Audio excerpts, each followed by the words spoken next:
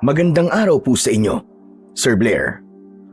Lalong-lalo na po sa inyong mga masugid na tagapakinig at taga-suporta sa inyong mga YouTube channel na The Voice Addict at mga kwento ni Apong Isaac. Nakakalibang ang pakikinig ng inyong mga kwento, lalo na sa isang gaya kong gwardiya na madalas ay naiinip sa trabaho. Kaya malaking bagay na merong kaming napaglilibangan.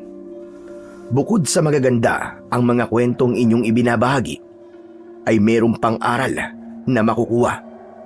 Kaya gusto ko rin pong batiin ang mga manunulat o scriptwriter na gumagawa at nagsasaayos ng mga ipinapadala sa inyong kwento. Hindi lang pala ako magiging masugid niyong tagapakinig, kundi magiging bahagi rin ang aking kasaysayan sa mga kwentong inyong ilalahad. Sander ho ang pangalan ko. Dating sundalo, pero ngayon ay isa ng security guard. Nawala ako sa serbisyo dahil sa pagkakaroon ko ng sakit at hindi na ako nakabalik. Sa madaling salita, ay na-discharge ako bilang sundalo. Nanghihinayang ako dahil gusto ko talagang makapagsilbi sa bansa natin. Kaya lang, dahil sa pagkakasakit ko ay nahadlangan yon. Kaya nag-apply na lamang ako bilang isang security guard.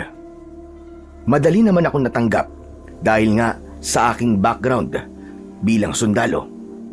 Sa trabaho kong ito, ay hindi ko akalain na magkakaroon ako ng isang karanasan na hindi ko makakalimutan dahil nalagay sa panganib ang buhay ko at nakainkwentro ko ng mga taong hindi pangkaraniwan.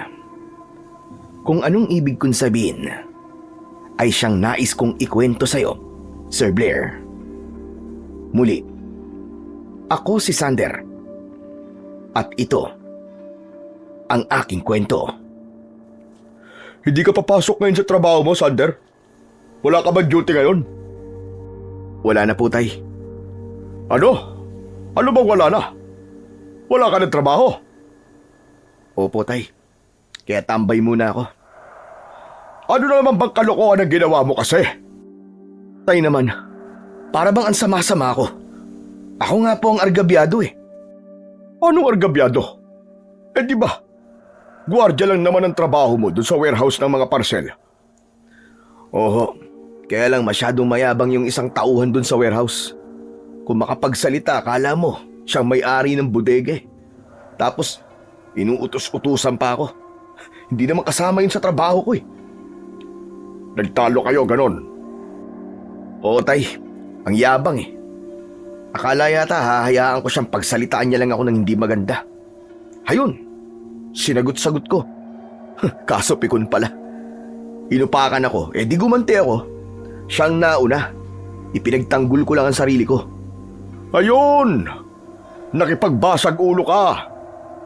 Tay, hindi naman pwedeng kayang-kayanin niya ako. Papalag ako at makakatikim talaga siya sa akin. Kaya pinatikim mo? Isang sapak lang naman yun. Kaya lang medyo napalakas yata, ayun, tulog. Kasi lampa pala. Pero tay, gumanti lang naman ako eh. Siya ang nagsimula, hindi ako. Ikaw talaga, oo. Hindi ka nalang nagtimpi. Tay, sinusubukan ko po. Iniiwasan ko na nga tumingin sa kanya eh. Pero makulit eh. Pumataligod na nga ako. Aba, lapit pa rin ang lapit sa akin. Tapos pinipikon talaga ako. Napuno na ako. Di nakita niya ang hinahanap niya. Paano ka ngayon yan? Di wala kang trabaho. Tumawag ako sa security agency namin. At pinaalam ko na rin yung nangyari. Naintindihan naman ako kasi nga, ako na nga umiiwas eh. Pero inaatat niya ako para patulan siya. Tao lang ako, tay. Wala eh. Napundi na ako eh. Ano sabi ng taga-agency? Sabi maghintay-hintay lang daw ako at hahanap sila ng malilipatan ko. buti na lang, hindi ka tuluyang sinisante ng agency nyo. Hindi po, tay. Saka may loan ako sa opisina eh. Kapag tinanggal nila ako, hindi ko na mababayaran yun. Sila ang lugi. Kung sa bagay, baka hinihintay lang nilang mabayaran mo ang utang sa kanila. Saka kayo didispatcha. Hindi naman po siguro. Saka tay, huwag kayong mag-alala sa akin. Dahil saglit lang din ako magiging tambay. Tsak, mahahanapan nila kagad ako na mapopostihan ko. Kaya habang wala ka pang trabaho, ay tulungan mo muna ako dito sa trabaho ko. May mga kailangan akong weldingin. Kailangan kong tulong mo. Sige ko, tay. Habang floating ako sa trabaho ko, magiging helper nyo muna ako dito sa talyer nyo. Tubong kapis ako dahil taga roon ang aking itay at ang nanay ko naman ay taga Cavite. Sa kapis na nirahan, sina tatay at nanay nang magpakasal sila. Doon din ako ipinanganak at lumaki. Yun nga lang, maagang nawala si nanay dahil sa isang sakit na hindi na nalaman kung ano. Namatay kasi ang nanay ko bago pa siya dalhin sa ospital. Iba-iba ang sinasabing dahilan ng pagkakasakit niya. May sinasabing kinulam at pinaglaruan daw. Pero hindi na yon inalam pa ng aking ama. Wala na rin namang saysay kahit alamin pa. Hindi na rin mabubuhay ang aking nanay. Kaya maluwag na lamang niyang tinanggap ang naging pagpanaw ng aking nanay. Kung gawa man yon ng kung sinong nilalang, ang hiling na lang ng tatay ko ay bahala ng gumanti ang may kapal at sumingil sa naging kasalanan ng taong yon. Isang bakal na gate ang tinatrabaho ni tatay sa kanyang talyer. Ako na ang naglagari ng mga bakal na kailangan putulin, habang siya naman ang nagdudugtong at nagwi-welding ng mga yon. Nakakapagod din ang maghapong pagtatrabaho at maging helper ni tatay. Nakita niyang hindi na ako sanay sa ganung trabaho. Nahirapan ka ba sa pagputol ng mga bakal? Nanibago lang po, tay. Matagal-tagal na rin mula nung huli kitang tinulungan dito sa talyer eh. Kung ako ang tatanungin, anak, mas gusto kong dito ka na lang. Tulungan mo na lang ako sa mga trabaho ko dito. Hindi mo na kailangan maggwardya pa. Kaya mong buhayin na magiging pamilya mo sa ganitong trabaho. Basta't maging masipag ka lang. Pero tay, ayoko naman pong umasa sa inyo. Ano bang aasa? Magtatrabaho ka naman. Ako magpapasweldo sa'yo. Kaya lang tay, hindi naman laging mayroong trabaho eh. Minsan matumal ang dating ng mga kliyente nyo. Malayo kasi ang pwesto ng talyer natin. Kaya konti lang nakakaalam. Pero kung sasamahan mo ako dito sa talyer, maaari tayong humanap ng mauupahang pwesto na malapit doon sa may highway. Tsak mas marami tayong magiging kliyente doon. Huwag na lang po muna, tay. Masaya pa naman po ako sa pagiging gwardya. Saka ako na lang po pag-iisipan niyang alok nyo. Sa akin naman suggestion lang. Pero kung mas masaya ka sa pagiging security guard mo, sige, ikaw ang bahala. Seryoso ang pag-uusap namin ni tatay. Nang biglang tumunog ang cellphone ko, tumayo ako at kinuha ko yon sa ibabaw ng mesa. Hello? Hello? Opo. Si Sander Ramos nga po ito. Talaga po? Sige po. Pupunta po ako bukas. Opo. Magre-report po ako. Sige maraming salamat po. Ayos. Sino tumawag sa'yo? Taga-agency po, tay. Pinagre-report po ako sa opisina. Bakit? Dahil aalisin ka na sa trabaho? Si tatay talaga. Hindi po ganun. Pinagre-report po ako dahil nahanapan na po nila ako ng trabaho. Balik gwardya na uli ako. Akala ko ba ilang araw ang bakasyon mo? Yun nga po ang akala ko eh. Kaya lang, mabibigyan pala nila kagad ako ng trabaho. Kaya kailangan ko mag-report sa opisina. Kinabukasan, maaga akong gumising para maligo at maganda. Hindi ako dapat malit sa pagpunta sa opisina dahil tiyak, hinihintay na ako ron Wala pang nasasabi sa akin kung saan ako ipapadala. Matipid magkwento yung taga-opisina na nakausap ko kahapon. Siguro, nagmamadali rin. Kaya, pagdating sa opisina, ay saka na lang ako magtatanong. Tsak namang sasabihin din nila sa akin ang detalye tungkol sa aking bagong popostehan bilang isang security guard. Nang naroon na ako, agad akong kinausap ng tauhan sa loob ng aming agency. Sinabi niya sa akin na kailangan pumunta na ako sa magiging bago kong trabaho. Tinanong ko kung saang kumpanya yon.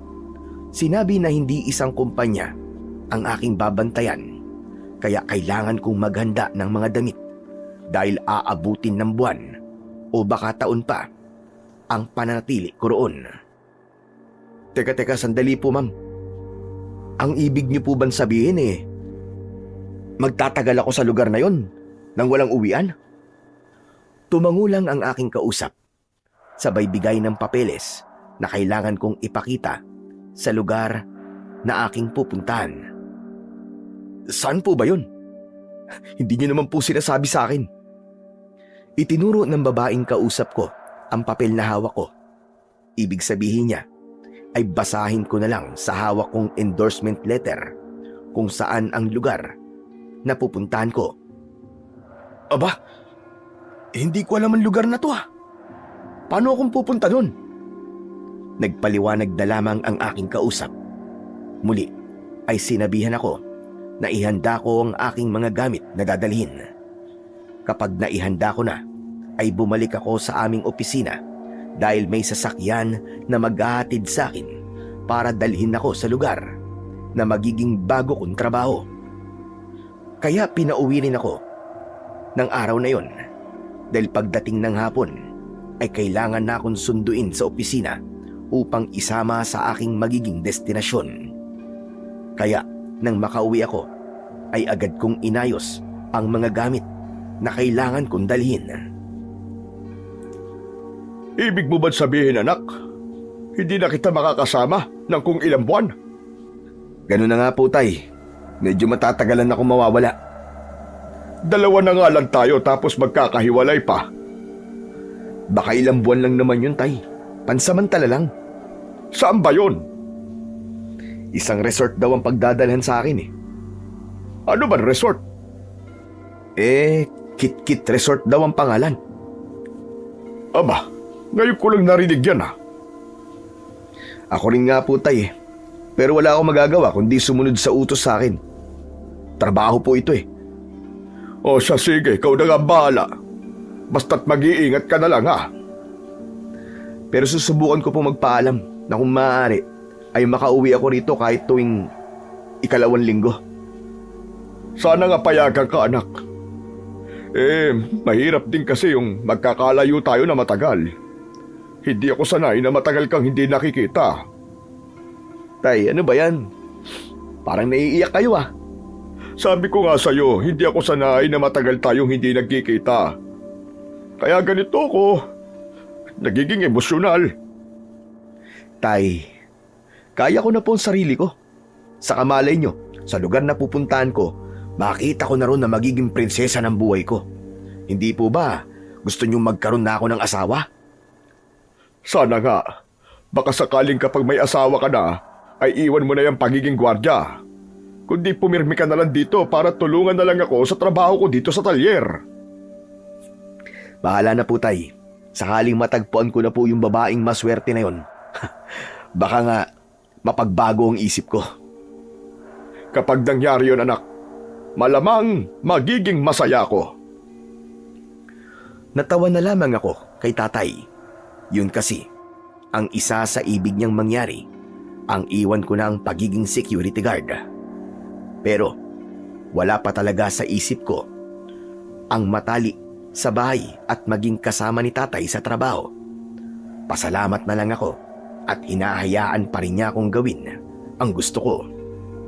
Nang papaalis na ako ng bahay, ay nakita ko ang ganap na kalungkutan sa muka ni tatay. May namumuong luha sa kanyang mga mata nang magpaalam ako at magmano sa kanya. Nagbalik ako sa opisina at naghintay ng susundo sa akin. Pagkalipas ng 1 oras na paghihintay ay may sasakyan na dumating. Isang owner type jeep yun. Kinausap ng tauhan ng aming opisina ang driver. Saka tinawag na ako para sumakay doon. Isang ngiti ang naging pagbati ko sa driver ng sasakyan na halos kasing edad ng aking tatay. Pero tumingin lang sa akin ang matandang driver. Hindi man lang ginantihan ang ngiting pagbati ko sa kanya. Naisip ko na baka seryoso siya sa buhay, kaya hinayaan ko na lang. Mahigit 2 oras din ang aming naging biyahe hanggang sa makarating sa pupuntahan. Kaya lang, mali pala ang akala ko dahil hindi pa rin sa lugar na pinuntahan namin ang destinasyon ko, kundi kailangan ko pang sumakay ng bangkan di motor. Saka ko palang ganap na naintindihan nasa isang isla pala ang pagdadalhan sa akin. Anak ng putya, isla ang pupuntahan natin? Yun ang naging tanong ko sa timonero ng bangkan di motor na sasakyan ko. Iniwan na ako ng driver ng owner type jeep. Pagkahatid niya sa akin at pagkahabilin sa timonero ng bangka. Hindi ko alam kung magbaback out ba ako o itutuloy ko pa yon. Kaya lamang, wala na ang driver na nagatid sa akin. Paano pa ako makakabalik? Saka pumayag ako sa bagong trabahong ibinigay sa akin. Paano pa ako makakatanggi? Wala na akong choice, kundi ang magpatuloy na lamang. Sumampa na ako sa bangkan di motor. Nang nakakuha na ako ng maayos na pwesto, ay sinimulan ng paandarin ng lalaking kasama ko ang motor ng bangka.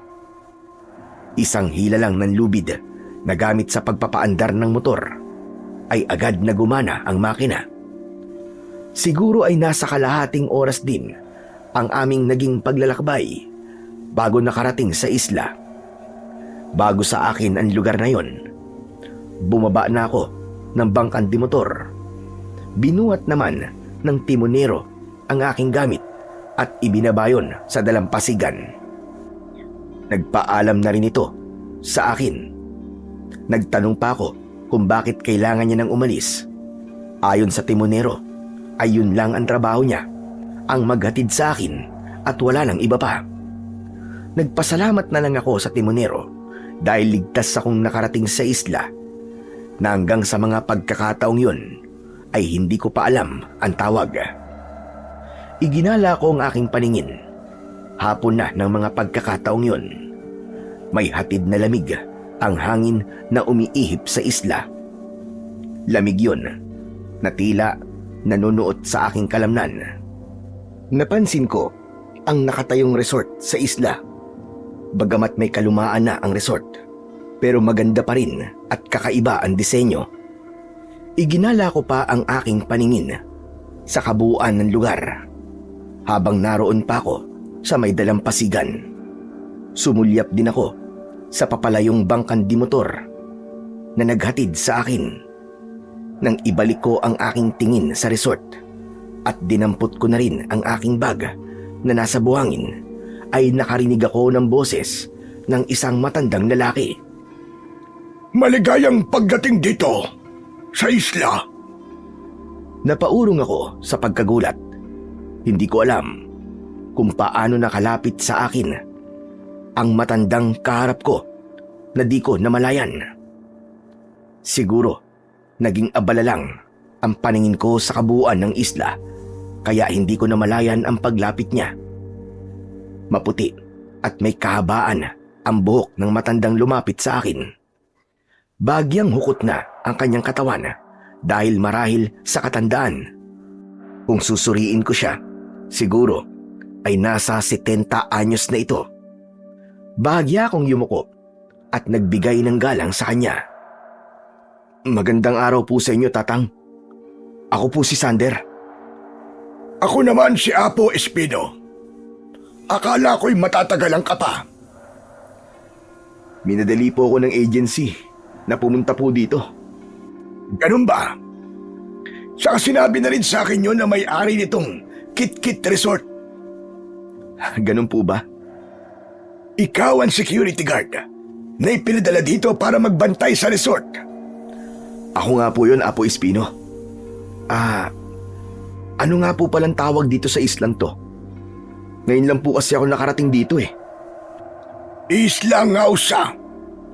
Isang natatangi at pambihirang isla na iyong mapupuntahan. Halika na. Sumama ka na muna sa loob ng resort para makapagpahinga ka na at nang makita mo na rin ang iyong tutuluyan. Nakita kong hinawakan ni Apo Espino ang aking bag. Pero inawat ko siya.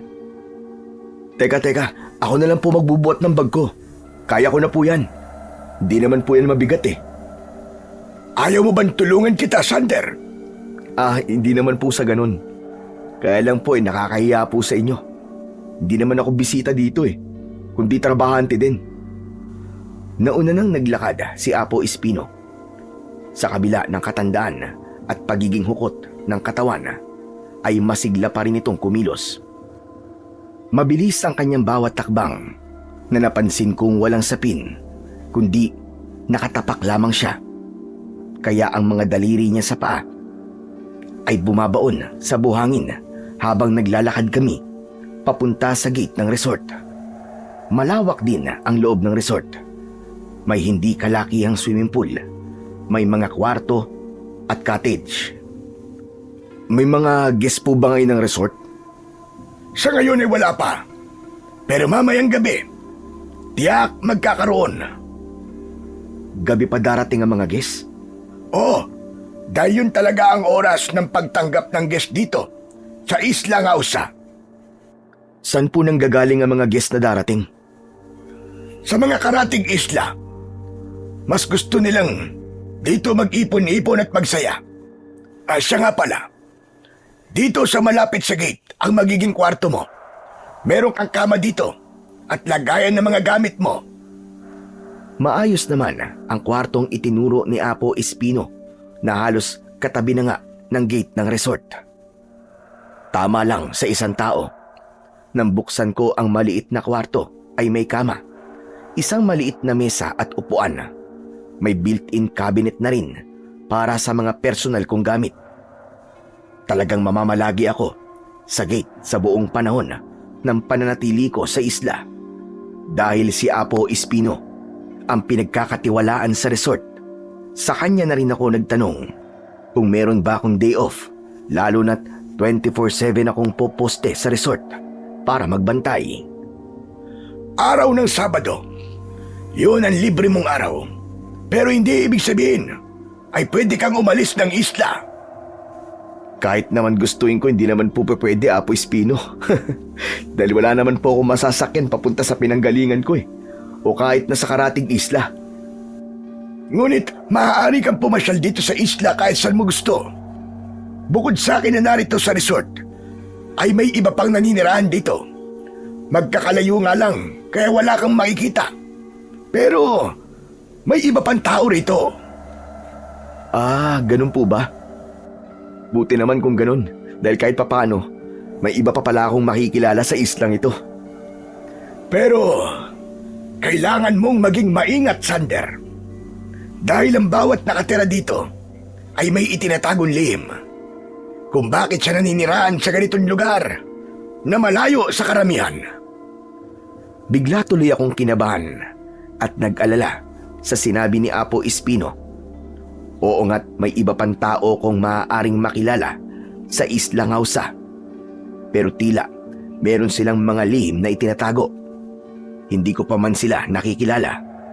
Pero yun na kagad ang binungad sa akin ng matandang katiwala sa resort. Hindi ko alam kung ano ang ibig niyan sabihin. Araw at gabi ay magiging bantay ka rito sa gate ng resort. Wala kang magiging kahalili. Pero alam kong magaan lang naman ang magiging trabaho mo. Lalo na't sa gabi lang dumarating ang mga guests. Kaya sa araw ay maaari kang matulog dito sa kwarter mo. Walang iistorbo sa'yo. Maliwanag ba yun sa'yo? Naisip ko na ayos naman pala. Dahil kahit 24 oras akong naka-duty, ay maaari akong magpahinga kung araw. Kaya walang problema sa akin yon. Isa pa, mas malaki ang sweldo ko ngayon kesa sa dati. Nung nakaraan kasi, nung naka-assign ako sa isang pabrika, ay halos minimum wage lang ang sahod sa akin. Sige na, maiwan na muna kita, Sander. Magluluto lang ako para may pagkain tayong dalawa. Gusto niyo po bang tulungan ko po kayo sa pagluluto? Hindi na, Sander, wag na. Saka, ngayon na rin ang simula ng trabaho mo. Kaya dapat narito ka lang sa may gate ng resort. Hayaan mong ako na lang ang magluto sa magiging pagkain nating dalawa. Ibig niyo po bang sabihin libre ang magiging pagkain ko rito? Oo naman. Kaya wala kang dapat problemahin sa iyong magiging pagkain. Kung ano ang magiging pagkain ko, ay siya ring magiging pagkain mo. Lihim akong napangiti sa bagay na yon. Talaga nga palang makatitipid ako ng gusto. Libre pagkain na. Wala pang galaan sa isla para gumastos ako. Kaya buo kong tatanggapin ang sahod ko. Makakapag-ipon ako. Gaya ng matagal ko nang nais mangyari. Kapag nakaipon na ako, ay baka sundin ko na ang nais ni tatay na iwan na ang pagiging security guard at tulungan na lang siya sa kanyang trabaho. Maaari ko ring gamitin sa ibang pagkakakitaan ang perang maiipon ko. Kaya sa utak ko ay nagpapasalamat ako na nadestino ako sa Isla Ngausa. Para sa akin ay blessing yun. Nagpalit ako ng damit. Isinuot ko ang uniform ko bilang security guard. Isinukbit ko rin ang baril na kalibre 38 sa aking bewang. Kailangan ko yun para sa proteksyon.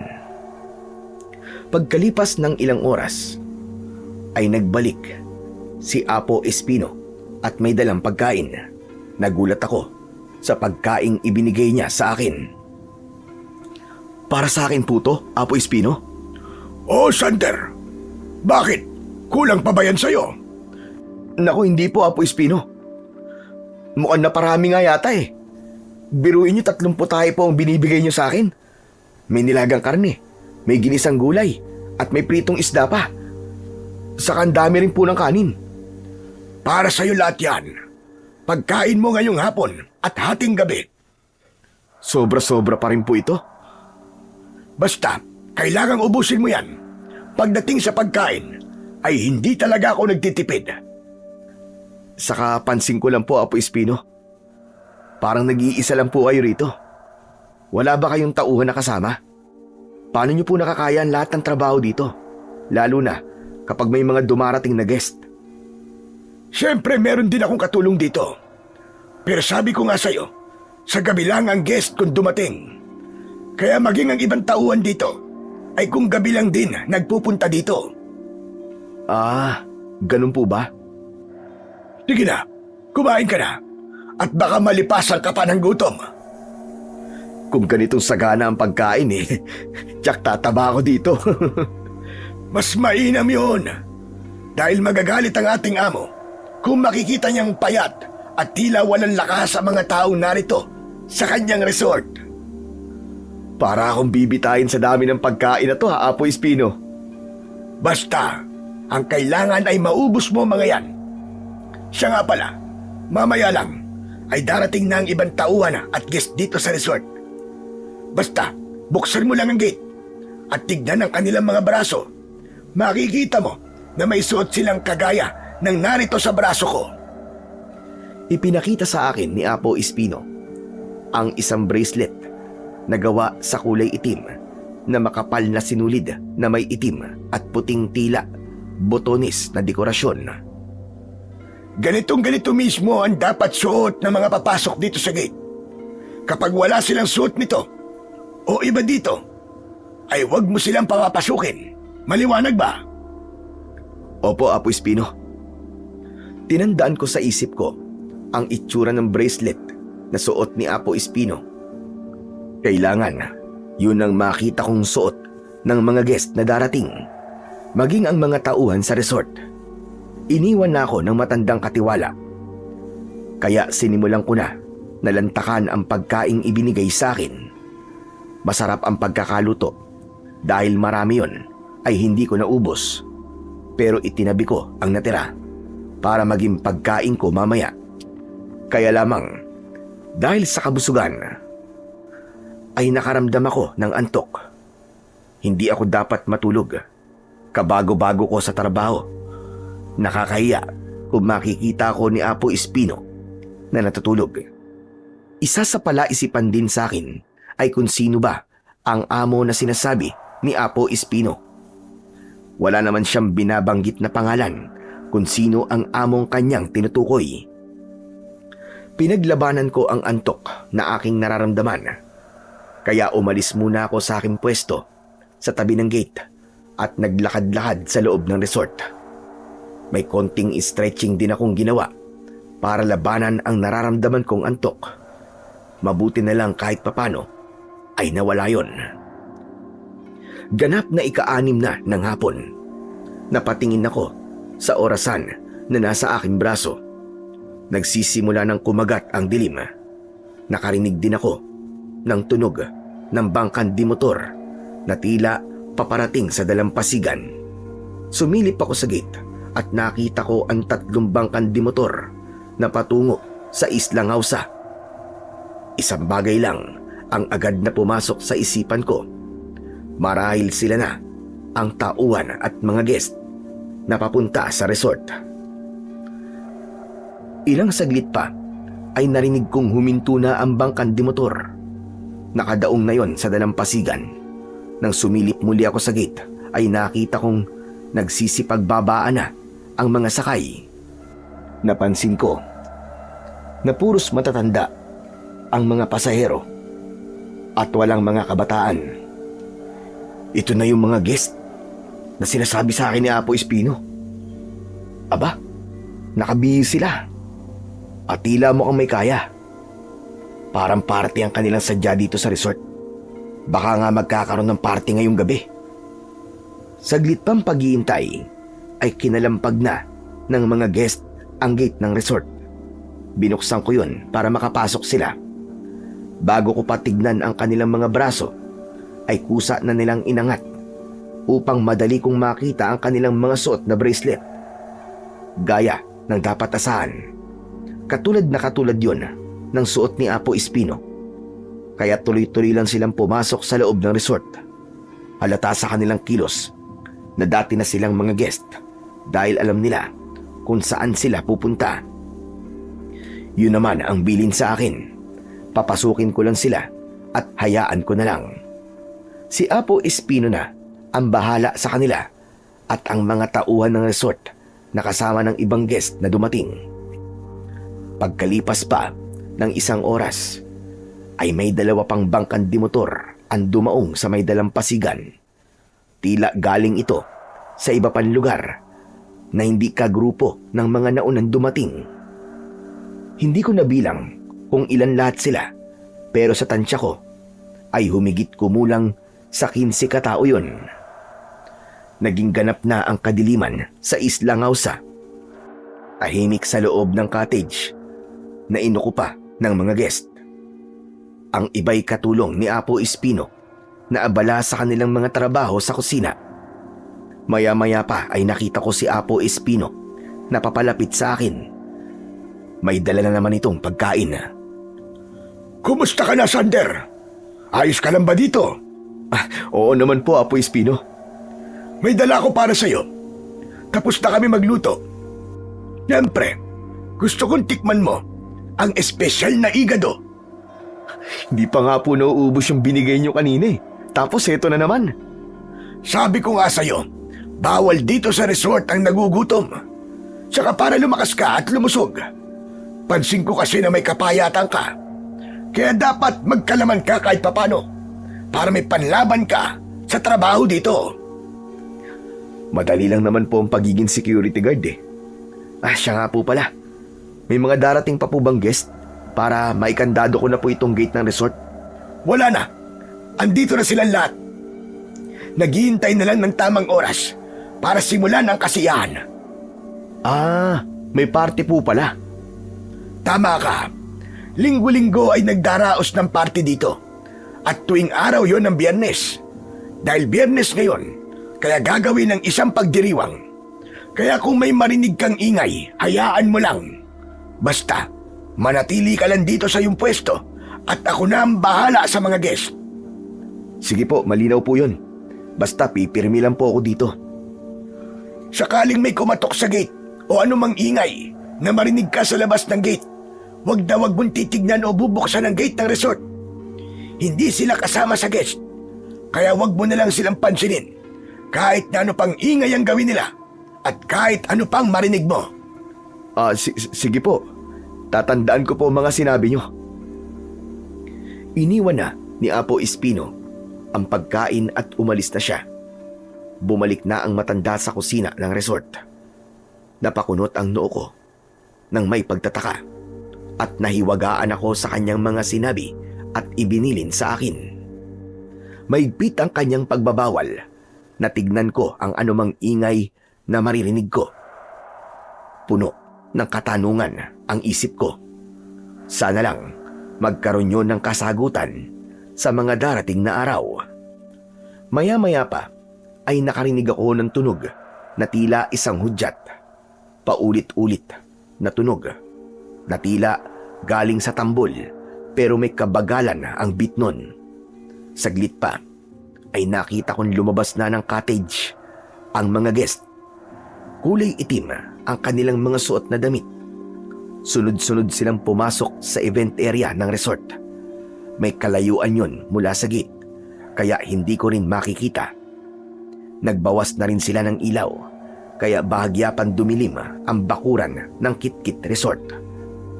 Naisip ko lang, nagimik nila yon para sa kanilang gagawing party. Maya-maya pa, ay pumailan lang ang isang musika. Noon ko lang narinig ang musikang yon. May hatid na kilabot sa akin na tila nanunuot sa kalamnan ko ang kakaibang musika na noon ko lang narinig. Saglit pa ay ang ingay naman ng mga guest ang narinig ko. Tila umuungol sila na sinundan ng biglang sigawan at tawanan. Hanep, ang weird naman. Ano bang ginagawa nila? Anong party kaya yun? Pero sabi ni Apo Espino ay hindi ko maaaring malaman at panoorin. Bago lang ako rito, kaya kailangan gawin ko ang trabaho ko. Kesa naman masira kagad ako sa unang gabi ko pa lang ng pagjuduty dito sa resort. Bahala nga sila sa buhay nila. Basta dito lang ako sa gate. Dahil ayon kay Apo Espino, ay wala nang papasok sa resort dahil naroon na ang lahat ng guests, kaya kailangan ko lang ikandado ang gate. Yun ay para tiyakin na hindi ito basta mabubuksan. Sa palagay ko, matagal pa ang kanilang party at baka nga abutin pa sila ng umaga. Kaya pagkakataon ko na yon para makatulog. Agad kong ikinandado ang gate at inayos ko na ang aking tutulugan. Kailangan ko rin ang pahinga, lalo na't wala akong karelyebo sa pagiging gwardya. Kaya maiintindihan ako ni Apo Espino kung makita man niyang natutulog ako. Nakaidlip na ako at nagsisimula ng hilahin ng antok ang talukap ng mga mata ko nang makarinig ako ng ingay.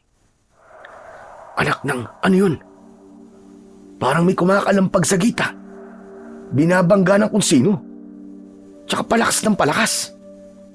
Habang lumalakas ang ingay sa labas ng gate, ay naalala ko ang mga sinabi sa akin ni Apo Espino na kahit ano pa ang mangyari, ay wag na wag kong bubuksan ang gate.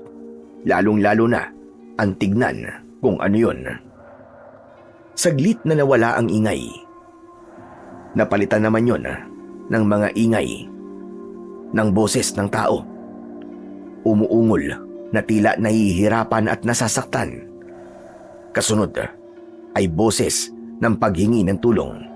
Boses ng matandang babae. Tulog! Maawa kayo! Tulungan niyo ako! Nasundan yun ang boses naman ng isang batang lalaki. Ayoko na po! Tulungan niyo ako! Nahihirapan na ako! Maawa kayo sa akin! Nakakaawa ang kanilang mga tinig. Pero may maigpit na bilin si Apo Espino na hindi ko maaaring baliwalain. Paulit-ulit ang mga pagmamakaawa.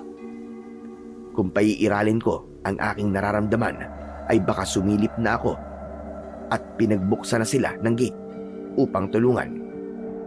Kaya lang, may maigpit na bilin ang matandang lalaki, kaya binaliwala ko na lamang ang mga naririnig ko.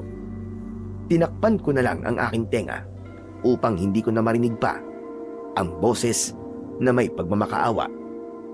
Hindi ko namalayan na nakatulog na pala ako. Nagising ako sa tapik ni Apo Espino. Napabalikwas ako sa pagkagulat dahil nakita niya akong natutulog. Naisip ko na baka sermonan ako. Naku, Apo Espino, sorry po. Pasensya na po kayo't nakatulog pala ako.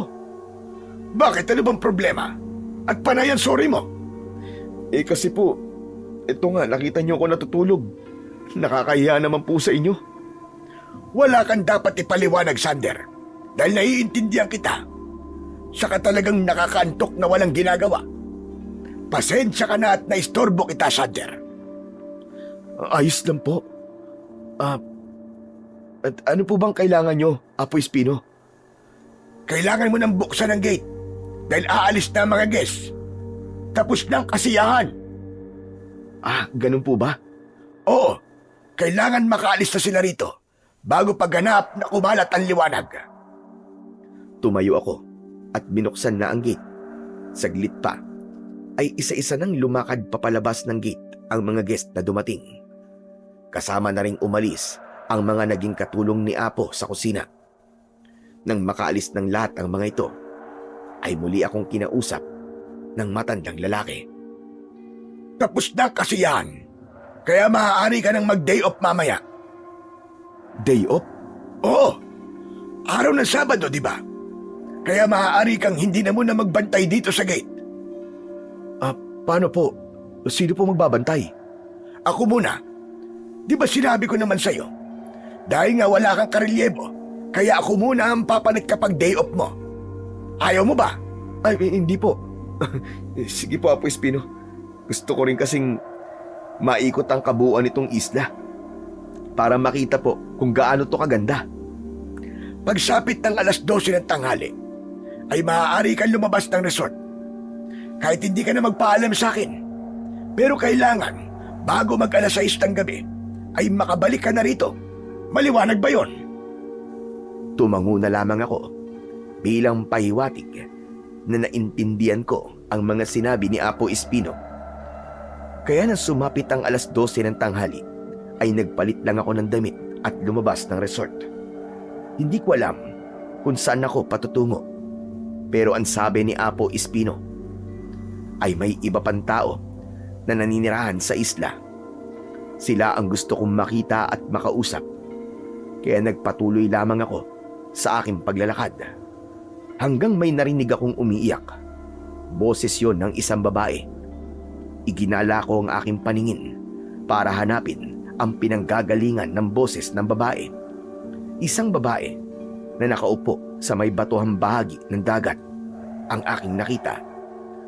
Nilapitan ko siya upang alamin ang kanyang kalagayan.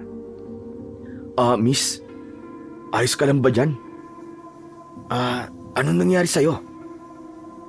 Tulungan niyo po ako. Hindi ako makatayo. Ang sakit ng paa ko. Nadulas ako dahil sa pagkakaapak ko sa malaking bato. Nahihirapan kang tumayo? Opo, sir. Hindi ako makalakad. Bahagya kong hinawakan ng paa niya.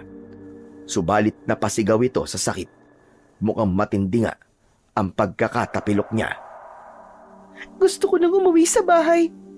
Hinihintay na ako doon ng Lola Sabrina ko. Paano yan kung di ka makatayo? Okay lang ba kung kakargahin kita? Sige, sir. Wala akong magagawa. Nahihirapan na talaga akong tumayo. Kailangan ko nang umuwi para makita ni Lola tong pako at mahilot niya. Marunong manghilot ang lola mo? Opo, sir. Kaya kailangan maagapan itong pako bago pa tuluyang mamaga.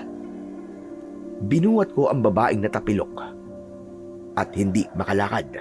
Nahihiya pa itong humawak sa akin. Sige na, miss. Huwag ka nang mayang humawak sa balikat ko para hindi ka mahirapan. Ituro mo na lang ang daan papunta sa bahay niyo. Opo, sir.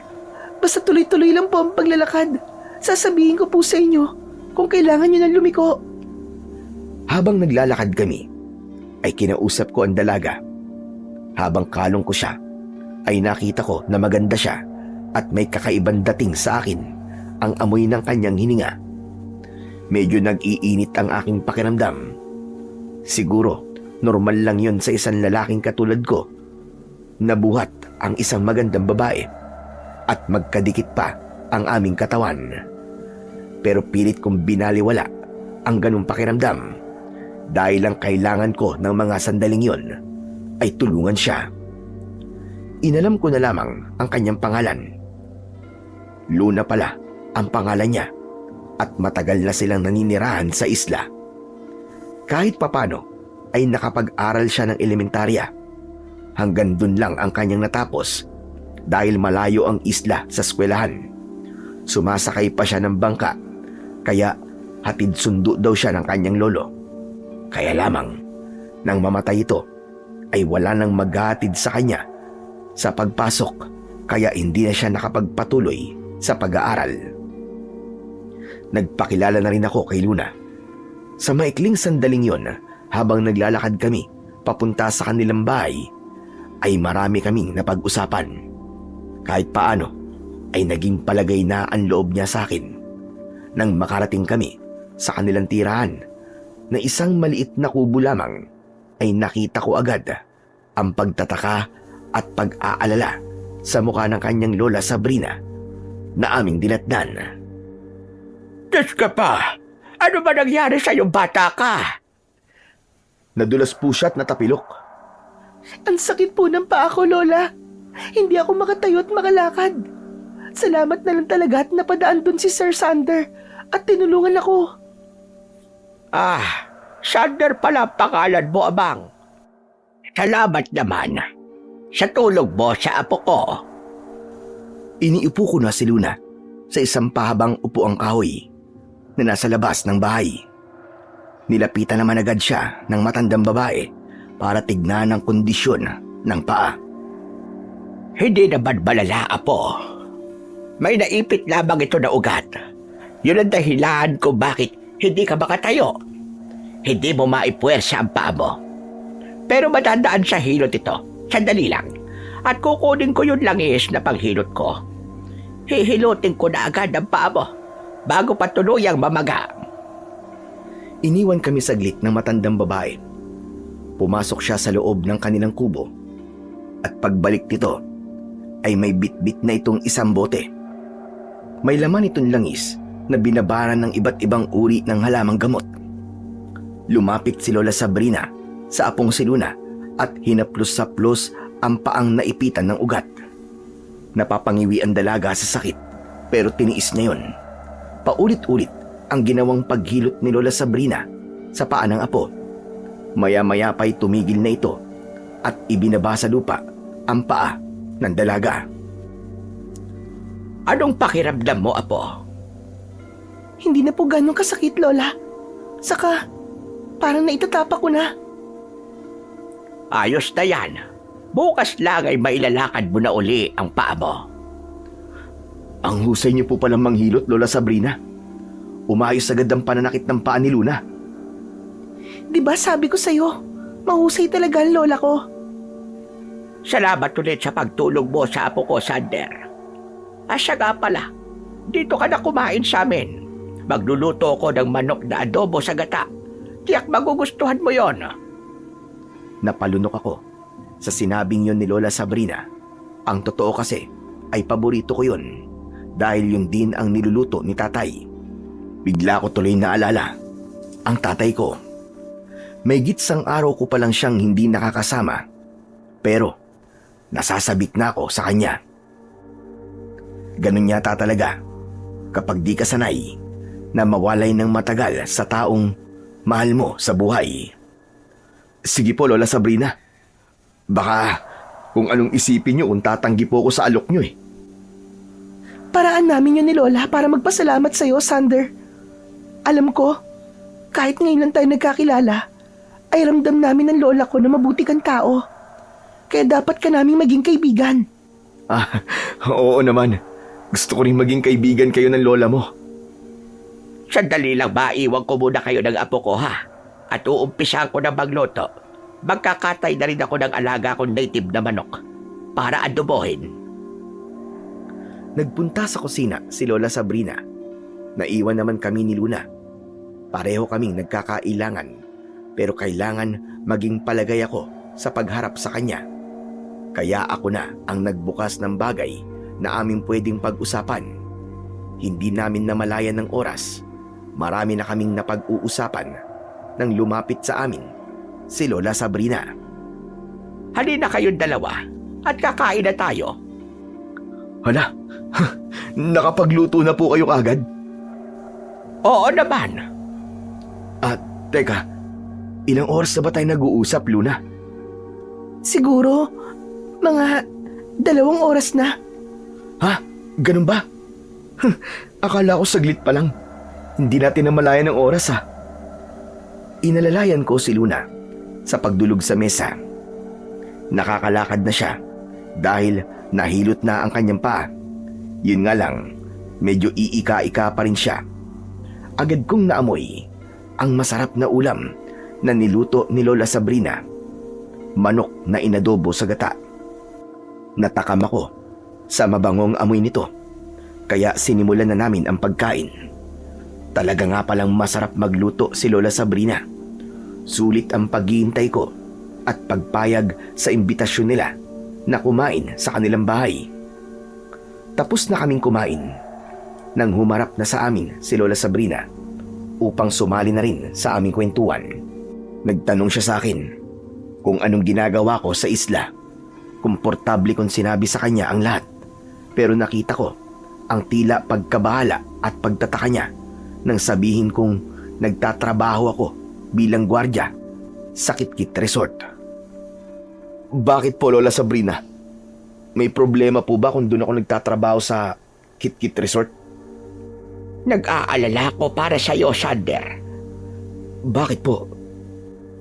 Kung may iba pang paraan, mabuting umalis ka na lang. Hindi po maaari. Doon po ang trabaho ko eh.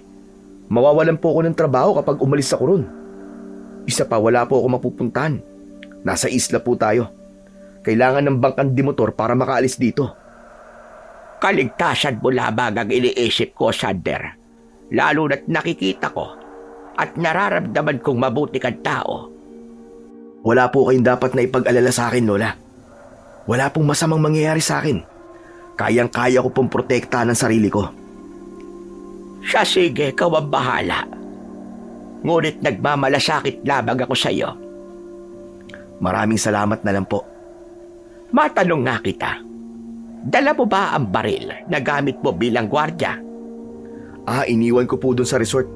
Naroon po sa mga gamit ko. Dala ko lang po yun kapag oras po ng duty ko.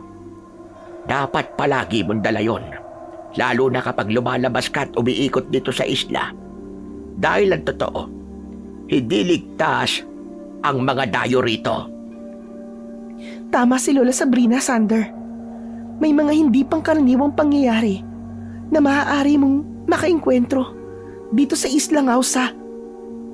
Totoo ba ang sinabi niyo, Luna? Sander, matagal na kami naninirahan dito. Kaya alam na namin ang mga pwedeng mangyari. Pero dahil bago ka lang, wala ka pang nalalaman. Lalo na dun sa lugar ng trabaho mo. Hindi ikaw ang unang naging gwardiya sa resort. May mga nauna sa akin? Pero walang nasabi sa akin si Apo Espino. Yung bang katiwala dun sa resort. Dahil wala siyang anumang sasabihin. Pero mag-iingat ka sa kanya. Hindi mo siya dapat pagkatiwalaan. Nahiwagaan ako sa mga sinabi sa akin ni Lola Sabrina. Kaya nang nakaalis ako sa lugar nila, ay naroon pa rin sa isipan ko ang pagtataka. Makahulugan ang mga binitiwang salita ng matandang babae at sumasang-ayon naman si Luna. Naglalakad na ako pabalik sa resort nang maramdaman kong tila may sumusunod sa akin. Nang bigla kong lumingon ay nakita ko ang isang batang lalaki. Tila nahihiya na tumingin sa akin. Mukha namang mabait ang bata na sa tingin ko ay nasa 9 na taong gulang pa lamang. Bakit mo ako sinusundan, ha? Sorry po. Naabala ko po ba kayo, kuya? Sander ang pangalan ko. Ikaw? Boy po. Boy po ang pangalan ko. Pero bakit mo ako sinusundan? Nakita ko po kasi na galing po kayo sa kubo nung matandang babae. Ah, sa kubo ni Lola Sabrina. Oh, doon nga ako galing. Bakit? Tapos, pupunta po kayo dyan sa resort. Oh, dahil dyan ako nagtatrabaho bilang gwardya. Bakit ba? Kailangan niyo po ito. Isang kabibing kwintas ang ipinakita sa akin ng bata. Pangkaraniwang kabibi lang yon. Walang espesyal sa pagkakagawa. Binibentahan mo ba ako nito? Gumagawa ka ba ng mga kwintas na yari sa shell? Hindi ko po ito binibenta. Bigay ko po ito sa inyo. Kailangan niyo po ito. Sige na nga. Tatanggapin ko na rin. Mapilit ka eh. Matutulungan ka po ng kwintas na yan, kuya. Saan naman ako matutulungan ito? Sa mga hindi po magandang pwedeng mangyari sa'yo, dito po sa isla. Pambira kang bata ka. Ang dami mong alam, ha? Joke ba yan? Hindi po. Totoo po ang sinasabi ko sa inyo, Kuya Sander. May intindihan mo po ang mga sinasabi ko sa iyo sa takdang panahon. Kaya dapat po, wag na wag ninyong ihiwalayan sa inyong katawan. Dahil kakailanganin niyo po yan. Napangiti na lamang ako sa sinabi ng batang si Boy. Pagkabigay niya sa akin ng kwintas na kabibe, ay iniwan na ako ng bata. Wala naman siyang hiningi na kahit na anong kapalit. Pero palaisipan pa rin sa akin kung saan ko ba yun gagamitin. Tila naiwan sa akin tenga at parang naririnig ko pa rin ang huling sinabi ng batang lalaki. Huwag kong ihiwalay sa katawan ko ang kabibing kwintas dahil kakailanganin ko raw ito. Kaya isinilid ko na muna ito sa bulsa ng suot kong pantalon. Hindi ko alam kung dapat ko bang paniwalaan ang sinabi ng isang bata lamang. Nang makabalik na ako sa loob ng resort, ay si Apo Espino ang nagbukas ng gate. Walang anumang ngiti akong nakita sa mukha niya. Seryoso ang matandang lalaki na nagtanong sa akin. Masyado ka yatang natagalan, Sander. Naku, pasensya na po kayo, Apo Espino. Hindi ko po kasi natanggihan ang imbitasyon ng isang bagong kaibigan eh. Bagong kaibigan? May mga bagong kaibigan ka na rito sa isla. Opo, baka kilala niyo po sila. Ang maglolang Sabrina at Luna. Nakarating ka na kagad sa kanila at nakilala mo na sila. Opo, mababait nga po sila eh. Hindi lahat ng mabuting pakikitungo ay dapat mong paniwalaan, Sander. Po? Ano po ang ibig niyong sabihin, Apo Espino? Kailangan maging mapanuri ka. Huwag basta maniniwala at lalong huwag magpapauto sa mga taong ngayon mo lang nakilala. Sa akin ka dapat maniwala dahil ako mas nakakaalam ng makakabuti sa iyo. Lalo na't kargo kita dahil naglilingkod ka dito sa resort. Lahat ng nagtatrabaho sa resort ay may pananagutan ako. Kaya kung may dapat kang paniwalaan, ay ako lamang yon. Naiintindihan mo ba ako, Sander? Opo, Apo Espino. Naiintindihan ko po. Sige na. Maiwan na kita dito sa gate. Huwag mong kalilimutang ikandado. Tumalikod na ang matandang lalaki na tila dismayado sa akin dahil sa mga nangyari at nasabi ko sa kanya tungkol sa mga bago kong kaibigan. Bagay na hindi ko rin ganong maintindihan. Naisip ko tuloy na ang sinabi ni Lola Sabrina ay halos pareho rin ng sinabi sa akin ni Apo Espino. Huwag basta magtitiwala sa mga taong bagong kakilala. Pag-ingatan ang mga taong kasama. Kaya lalo lamang akong naguluhan sa mga ito. Kung anuman ang tinutukoy nila ay isa sa dapat kong lubos na malaman at maintindihan. Balik trabaho muli ako bilang gwardiya sa resort habang nagbabantay ako sa gate, at naroon sa aking maliit na kwarter ay dumating si Apo Espino. Gaya ng mga dati niyang ginagawa ay may dala uli itong pagkain. Mukhang sadyang maraming supply ng pagkain sa resort dahil masasarap ang dala niyang pagkain para sa akin. Kaya nga sa palagay ko ay talagang tataba ako sa pamamalagi sa lugar na yon. Hawak ko ng mga sandaling yon ang kwintas na kabibe na ibinigay sa akin ng batang lalaki. Pinagmamasdan ko yon at tinitignan kung ano bang espesyal sa kwintas na yon. Anong meron ito para ingatan ko gaya ng bilin sa akin ng batang si Boy. Ang dami naman po nito, Apo Espino. Ubusin mo mga ito. Para sa ilat yan. Kinuha ko yun kay Apo Espino at inilagay sa isang lugar dahil hindi pa naman ako kakain. Ibinaba ko ang kabibing kwintas sa isang maliit na mesa. Umagaw yun ng atensyon ni Apo Espino. Ano yan? Kwan po. Kwintas na kabibe. Tinitignan ko po kung paano ginawa. Napulot mo? Hindi po. May nagbigay po sa akin. Sino? Isang bata pong taga rito. Si Boy. Boy! Opo, yun po ang pangalan niya eh. Siguro mga 9 years old yun. May pagkamistiso ang bata. Yun nga lang. Dahil siguro nabilad sa init, kaya nangitim na. Bakit po, Apo Espino? Kilala niyo rin po ba ang batang yun? Hindi. Mabait po ang bata at ipinilit po na ibigay sa akin tong kwintas. Mukha namang walang kwenta yan. Oo nga po eh. Isang pangkaraniwang kwintas na kabibilang. Kaya itapon mo na lang yan. Dahil walang kwenta yan. Baka wala lang magawa ang batang yon nang bigyan ka ng kwintas. Gagawin ko na lang pong souvenir. Bakit pa? May iba pang maaari kang maging souvenir galing dito sa isla. Hindi ang katulad niyan na isang walang kwentang kwintas. Kung gusto mo, bibigyan kita ng ibang bagay na maaaring maging souvenir. Hindi na po, salamat na lang po. Itapon mo na lang yan sa tubig dagat. Tutal walang kwenta yan. At baka mamaya pagtawanan ka lang kapag nakita yan na suot mo. Umalis na si Apo Espino.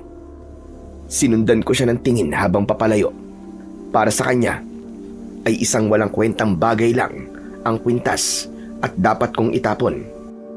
Kaya lamang ay bigay ito ng isang bata na nakilala ko sa isla. Mahigpit niyang bilin na ingatan ko at huwag alisin sa aking katawan, kaya dapat lagi ko itong dala. Magkaiba ang sinasabi nila ni Apo Espino at ng batang si Boy. Saka bakit ipinagpipilitan ni Apo Espino na itapon ko na lang yon? Pero hindi ko gagawin yon. Itatago ko ito para hindi na makita pa ng matandang katiwala sa resort. Mahilig akong magtago ng mga bagay na nagkaroon sa akin ng halaga. Ang kabibing kwintas na yon ay mahalaga para sa akin dahil bigay yon ng isang bata na naging kaibigan ko sa isla. Hanggang sa sumapit na naman ang gabi, muli ay may mangyayaring pagtitipon. Kaya bago pa dumating ang mga guest, ay kinausap ako ni Apo Espino. Gaya nung nangyari, nitong nakaraang gabi, ay may darating na mga guest, Sander. Ganun po ba uli? Yung bracelet sa braso nila? Yung po ba magiging palatandaan ng mga guest? Iba na ngayon. May pagbabago po ba? Ang ilan sa mga guest na nagpunta rito noong nakaraang gabi ay may ibang mga kasama.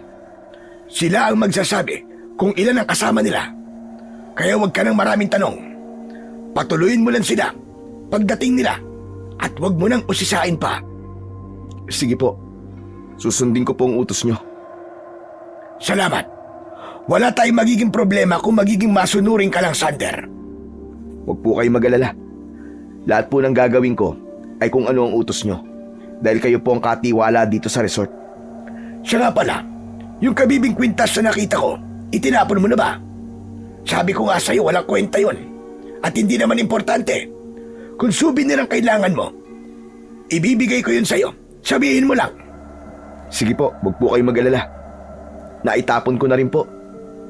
Mabuti naman at nakikinig ka sa akin. Kaya magkakasundo tayong dalawa. Iniwanan na ako ni Apo Espino at maghihintay na lamang ako ng mga darating na guest sa gabing yon. Kinapaka pa ako ang bulsa ng suot kong pantalon. Naroon ang kwintas na kabibe. Hindi ko sinunod ang utos ng matandang lalaki dahil para sa akin, wala siyang karapatan na pangunahan ako sa dapat kong gawin sa kwintas na bigay ng bata. Sa akin yon at ako ang nakakaalam ng dapat kong gawin. Kung itatapon ko man yon, ay hindi dahil sa utos ng kung sino, kundi dahil desisyon ko. Pero hindi ko yun gagawin dahil gusto kong pahalagahan yon.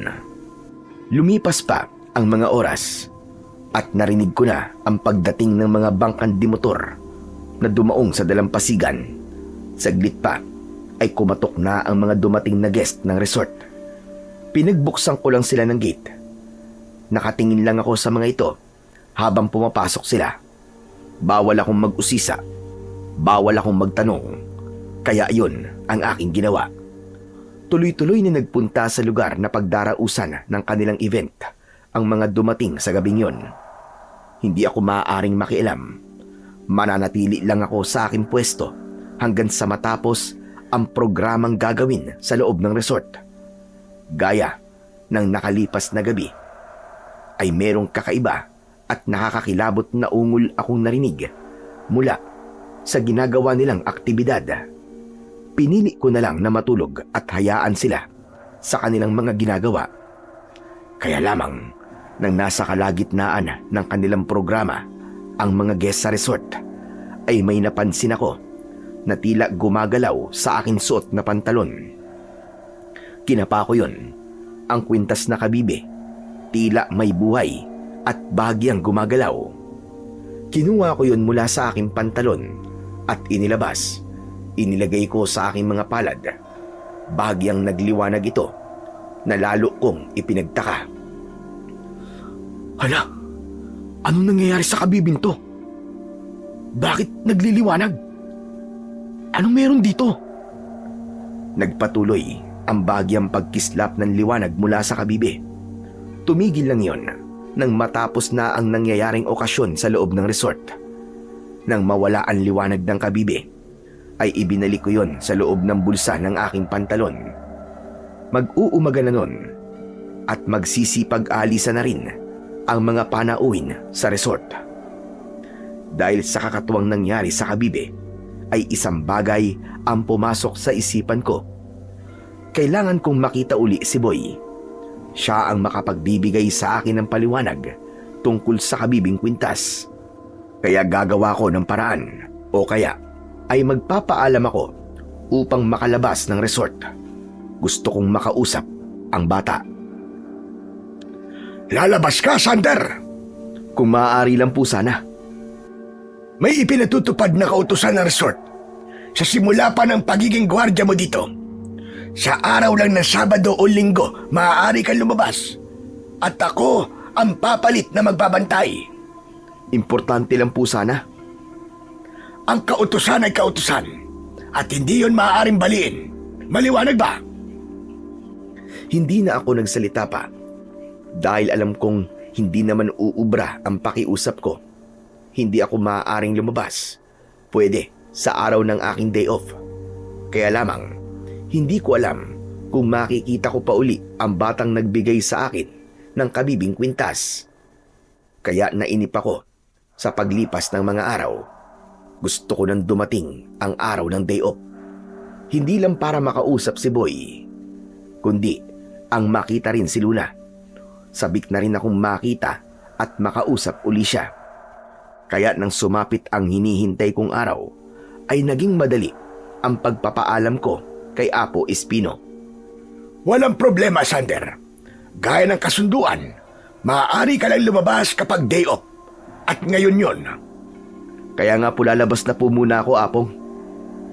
Pero hindi kailangan magtagal ka. Pagkagat ng dilim, ay kailangan narito ka na sa loob ng resort. Opo, Apo Espino.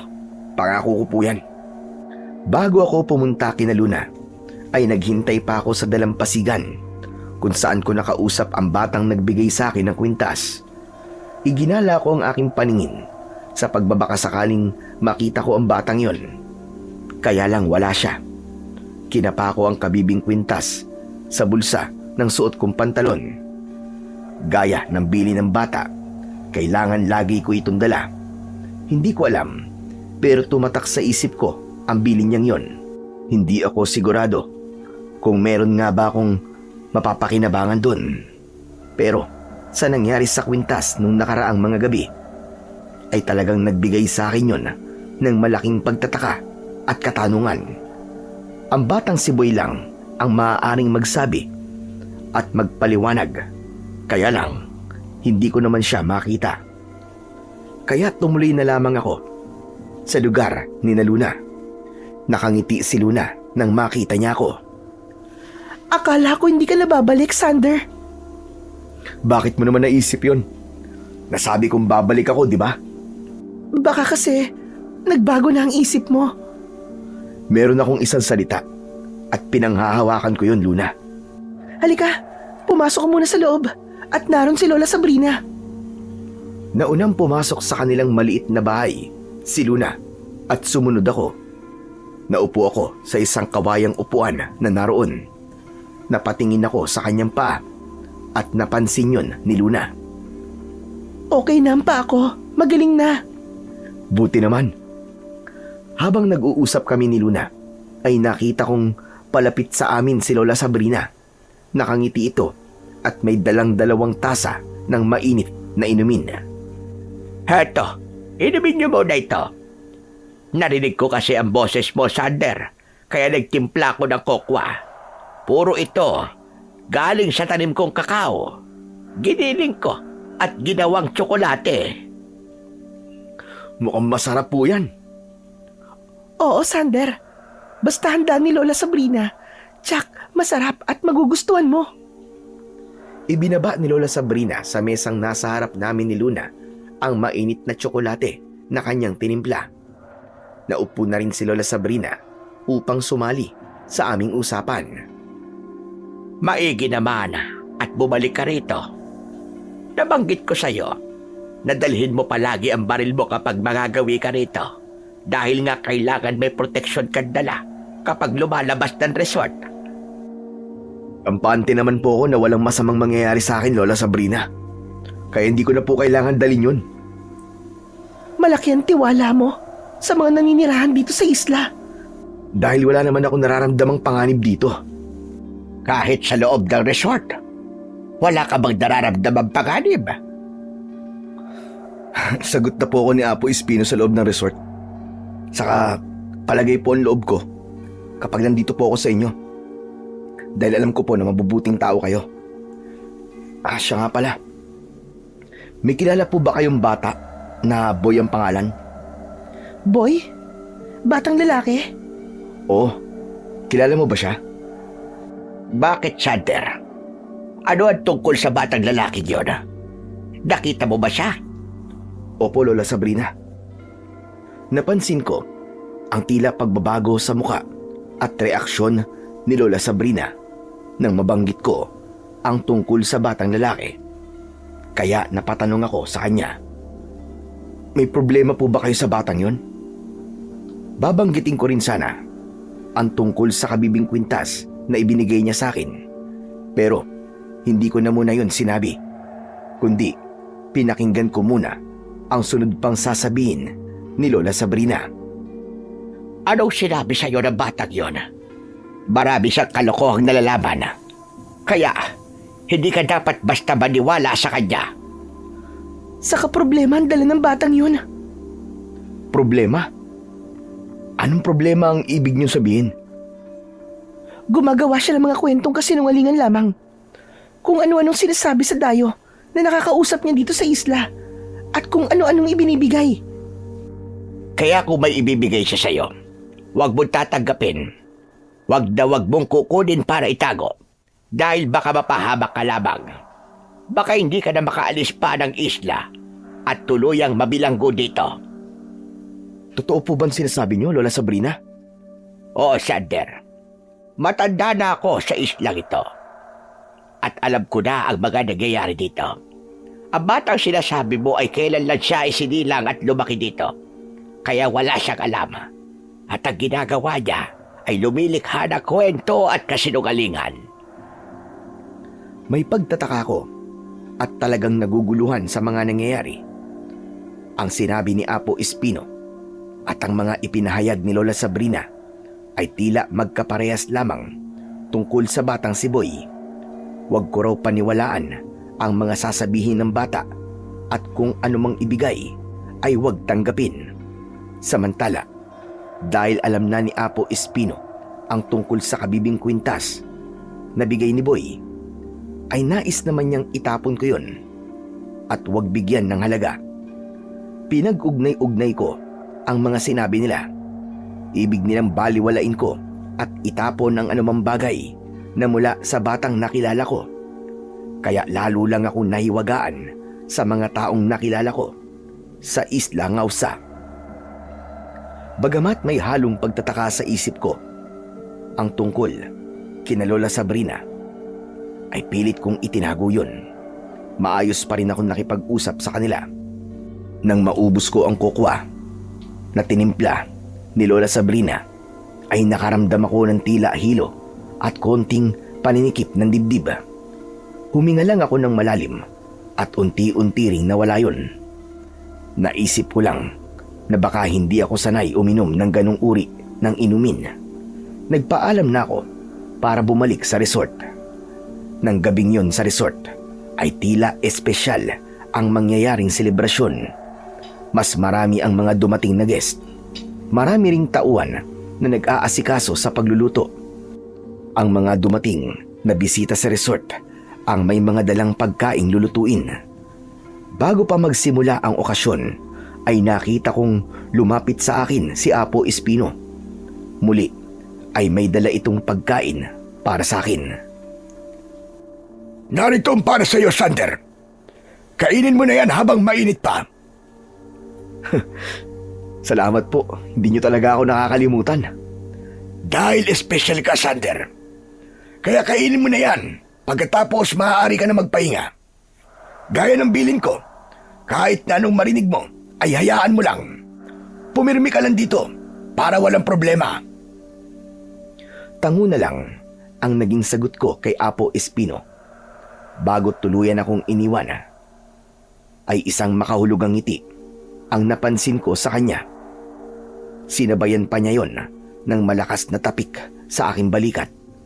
Kung ano man ang ibig sabihin nun ay hindi ko alam. Ang pagkaing dala niya ay hindi ko na muna kinain. Pakiramdam ko kasi ay busog pa ako. Kaya naman, itinabi ko na lang muna. Sumapit na ang hating gabi. Simula na yon nang magiging kasayahan ng mga bisita sa resort. Minsan pa ay naramdaman ko ang paggalaw ng kabibing kwintas na laging nakalagay sa bulsa ng aking pantalon. Mas malakas at walang tigil ang paggalaw nito. Pumasok sa isipan ko na maaaring ang mga walang tigil na paggalaw ng kwintas sa loob ng aking bulsa ay may kinalaman sa nangyayaring okasyon sa loob ng resort. Bigla kong naalala ang mahigpit na bilin sa akin ni Apo Espino na wag akong aalis sa aking pwesto habang may nagaganap sa loob ng resort, kundi mamalagi lamang ako roon. Hindi ko alam kung bakit yun ang mahigpit na bilin sa akin. Posible kayang ayaw nilang makita ko ang nangyayari. Kaya nagkaroon sa utak ko ng kuryosidad kung ano nga bang okasyon ang meron sa lugar na yon. Isang bagay ang pumasok sa isip ko. Yun ay ang alamin ang nangyayari. Kaya sinuway ko ang mahigpit na bilin ni Apo Espino. Walang tao na gumagala sa resort, kundi ang lahat ay naroon sa lugar kung saan ginagawa ang mahalagang okasyon na sinasabi ni Apo Espino. Kaya maingat akong lumapit sa pinagdarausan ng aktibidad at patago-tago akong nakalapit. Nakapaikot ang mga panauin habang may isang lalaking nakatayo sa gitna nila na nakaapak sa isang mataas na tungtungan. Makulimlim ang mga ilaw na naroon. Kaya pinagmasdan kong mabuti ang lalaking nagsasalita sa gitna nila. Si Apo Espino yun. Siya pala ang pinakanangunguna sa mga nangyayaring okasyon. Hindi lang siya punong abala sa resort, kundi siya ang sinadya ng mga panauhing nagtungo roon. Maaaring kunwari lang na may boss siya, pero ang totoo, siya ang pinaka-boss sa loob ng resort. Pinakinggan ko ang sinasabi niya. Dumating na ang ating pinakahihintay. Kailangan tuwing darating ang espesyal na okasyon, ay meron tayong ihahandog na nilalang upang mamalagi tayo sa islang ito. At wala tayong kahirap-hirap dahil ang taong yun na mismo ang dumating dito. Ang ginawa lang natin ay alagaan siya, palakasin, patabain, upang mas maging malinamnam. Pero bago yan, ay hayaan niyo munang magsaya tayong lahat. Ilabas natin ang katotohanan sa pagkatao natin. Dahil dito lang natin nagagawa yun.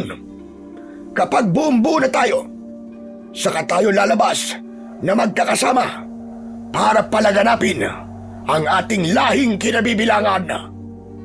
Pagkatapos ng mga sinabi na yon ni Apo Espino, ay isang nakakagulat at nakakakilabot na pangyayari ang aking nasaksiyan. Lahat sila ay nagbago ng kanilang anyo. Nakakatakot ang kanilang mga itsura. Naging halimaw ang mga naroon sa okasyon. Naging nakakatakot na mga aswang habang nagkakasiyahan sila at nagsasayawan. Isang pagdiriwang ng mga nilalang na kampon ng kadiliman. Hindi ko alam kung anong gagawin ko ng sandaling yon. Lugar pala ng mga aswang ang kinaroroonan ko. Muli ay nagsalita si Apo Espino na ng mga sandaling yon ay nasa anyo na ring isang aswang na may mataas na katungkulan. Kunin na ang ating magiging alay at siya'y magiging espesyal na pagkain din nating lahat. Siya ang ating paghati-hatian, gaya ng ating nakagawian. Punta na siya at kunin dun sa may gate nitong resort. Malamang, maimbing pa rin siyang natutulog. Pagkatapos kong ibigay sa kanya ang pagkaing magpapaimbing sa kanya. Hindi ako makapaniwala sa aking narinig. Ako ang magiging alay at espesyal na pagkain sa okasyong yon. Yun pala ang dahilan ng pagpapadala ng security guard sa isla. Yun ay para gawing alay at pagkain tuwing darating ang kanilang mahalagang selebrasyon. Kaya tama lang na hindi ko kinain ang pagkain yon. Ang kwintas na kabibe, siya ang naging susi para malaman ko at matuklasan ang nakakakilabot na katotohanan na nangyayari sa loob ng resort. Kaya lamang, paano ako makakaalis sa lugar na yon? Naguguluhan ako at hindi ko alam ang gagawin. Isang bagay lang ang nasa isip ko ng sandaling yon. Kailangan kong makaalis ng resort, kundi manganganib ang buhay ko. Nagmamadali akong tumakbo papunta sa gate. Kailangan kong makalabas kaagad. Nang makalabas ako ng gate, ay agad kong isinara yon at ikinandado sa labas. Kaya naiwan sa loob ng resort ang mga aswang. Hindi sila basta-basta makakalabas doon dahil nasa akin ang susi. Sa paglabas ko ng resort, ay isang lugar lang ang maaari kong puntahan. Yun ay sa bahay ni Luna. Sa kanila ko hihingi ng tulong. Tinahak ko ang kadiliman patungo sa kanilang bahay. Luna! Luna! Lola Sabrina! Alam kong maiistorbo ko ang tulog nila, pero kailangan ko ang kanilang tulong. Tila hindi ako naririnig ng maglola, kaya mas nilakasan ko pa at inulit ang aking pagtawag. Salamat na lamang at narinig nila yon. Bumukas ang pinto ng bahay ni na Lola Sabrina at iniluwa sila ng pintuan. Sander, bakit ka umahangos? Sa kagabing gabi, nagpunta ka rito? May nangyari ba sa'yo? May problema ba sa resort? Lola Sabrina, kailangan ko pong tulong nyo. Hindi ko alam ang gagawin ko eh. Alam ko na ang sikretong nakatago sa resort. Mga aswang sila. Nagsasagawa sila ron ng seremonya at nalaman kong ako pala ang gagawin nilang alay. Papatayin nila ako at malamang gawin din pagkain. Mabuti na lang po at nakatakas ako. Ikinandado ko po yung resort pero hindi ko alam kung makukulong nga ba talaga sila ron o makakagawa ng paraan para makalabas. Marami sila. Hindi ko sila kakayaning harapin. Nakikinig lamang ang maglola sa akin sinabi. Saka, nagkatinginan sina Luna at Lola Sabrina. Binuksan nila na malaki ang pintuan upang papasukin ako. Kaya nagmamadali naman akong pumasok sa loob. Salamat. Salamat sa tulong niyo, Luna. Gulong-gulo na ang isip ko. Hindi ko na alam ang gagawin ko eh. Papatayin ako ng mga aswang sa resort. Nakatingin lamang sila sa akin. Sina Lola Sabrina at Luna. Hindi sila nagsasalita. Kumuha ng inumin si Luna. Uminom ka muna, Sander, para may masmasan ka. Salamat, Luna. Kanina pa nga nanunuyo ang lalamunan ko eh. Pagkatapos kong uminom ng tubig, ay isang malalim na buntong hininga ang aking pinakawalan. Malakas pa rin ang kabog ng dibdib ko. Hindi ko alam kung anong mangyayari sa akin sa mga sandaling yon. Saka kung tamang lugar ba ang aking pinuntahan para humingi ng tulong. Agad rin namang nasagot ang tanong na yon sa isipan ko. Dahil mula sa aking harapan ay halos sabay na nagbago ang anyo ni Luna at Lola Sabrina. Naging aswang din sila, subalit kakaibang uri ng aswang. Hindi katulad ng mga aswang na kauri ni Apo Espino. Maling lugar din ang pinuntahan ko para sa aking kaligtasan. Nagtayuan ang balahibo ko nang dahil sa labis na takot. Akala mo yata ay ligtas ka na, Sander. Nagkakamali ka. Pinadali mo lamang ang gagawing paghuli sa'yo. Madali kang dinlangin, Sander. Utoto ka. Madali kang paniwalain. Akala mo, dahil pinakitaan ka namin ng mabuti, ay gano'n na rin ang tunay naming pagkatao. Mali ka, Sander. Maling-mali ka. Dahil sa panghihilakbot, sa biglang pagbabago ng anyo ni Luna at Lola Sabrina, ay naging mabilis ang kilos ko at agad akong nakatakbo papalabas ng kubo. Mabilis akong tumakbo na hindi ko alam kung saan ako patutungo para sa aking kaligtasan. Masukal ang lugar ng bahay ni Lola Sabrina, kaya nagtago muna ako sa mga matataas na halamang naroon. Nang sa pagkakayuko ko para magtago, ay may naramdaman akong dumampi sa aking balat. Muntik na akong mapasigaw sa takot. Pero nang lingunin ko yun, ay nakita ko ang batang lalaking nagbigay sa akin ng kwintas. Boy! Diyos ko, ikaw nga, salamat! Salamat at nakita kita! Sadya ako nagpakita sa'yo, kuya. Dahil alam kong kailangan mo ang tulong ko. Dumating na ang takdang araw para malaman mo lahat. Ang katotohanan dito sa isla. Ang mga taong nakilala mo rito. Lahat sila ay mga aswang. Taga rito ka rin, di ba? Isa ka rin bang aswang? Hindi, Kuya Sander. Ako ang mabuting bantay dito sa isla. Anak ng dagat na nais tumulong sa'yo. Hindi ka dapat matakot sa mga aswang na yun. Ha? Paano hindi ako dapat matakot? Delikado ako sa kanila, papatayin nila ako. Dahil yun ang iniisip mo. Pero Kuya Sander, sinasabi ko sa'yo, kaya mo sila. Nakalimutan mo na ba ang kabibing kwintas na ibinigay ko sa'yo? Magagamit mo yun para harapin ang mga aswang dito sa isla.